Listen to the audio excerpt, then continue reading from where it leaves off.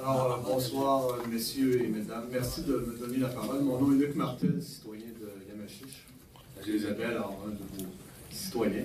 Je vais juste vous dire qu'on ne mesure pas l'expérience de la vie avec la couleur des cheveux, sinon j'en ai pas du tout. D'un, je vous remercie de me donner la parole. Je trouve ça important. J'avoue que moi, je suis venu ici, pas par hasard, mais j'ai des amis qui viennent, viens là, viens voir ce qui se passe. Puis là, j'ai décidé de venir. Et en arrivant, j'ai lu la résolution. Considérant que dans un territoire comme Masquinongé, voire même l'ensemble du Québec, la plus grande richesse collective, c'est la qualité de vie, c'est les citoyens en premier. J'avoue qu'à la lecture, et j'aurais peut-être dû la lire avant, mais j'en ai pris connaissance aujourd'hui, on ne retrouve pas cet aspect-là. À savoir que dans les considérants, la plus grande richesse d'un territoire, ce sont les citoyens. Alors ça, pour moi, c'est quelque chose d'essentiel et primordial. D'ailleurs, probablement dans votre planification stratégique, on retrouve ces éléments-là. Je pense que dans le considérant de la proposition, on aurait dû retrouver ça comme étant une préoccupation importante. Je sais que dans vos thèses, c'est clair ça, mais ce n'est pas écrit sur le papier.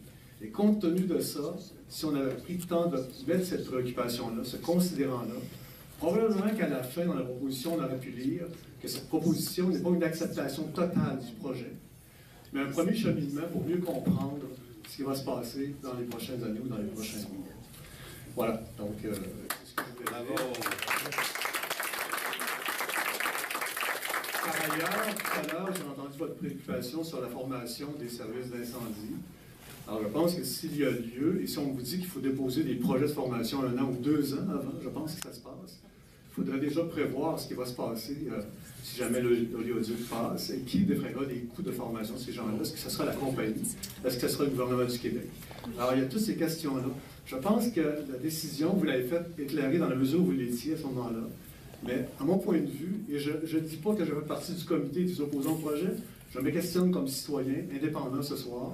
Je pense qu'il y a matière à réfléchir encore sur le sujet et de ne pas y aller de façon prématurée. Et surtout éviter de diviser pour régner. J'entendais M. le maire tout à l'heure dire, moi je vais informer ma municipalité. Je pense qu'il faut peut-être aller dans l'optique de ce que Dan disait tout à l'heure, informons l'ensemble de la population, pas un village à part qui dit, moi je sais quoi, toi tu sais pas chez vous, c'est quoi. Puis, alors il faut, je pense, créer une synergie qui fait que les gens seront en mesure, de façon adulte, de prendre une décision sur le projet. Voilà.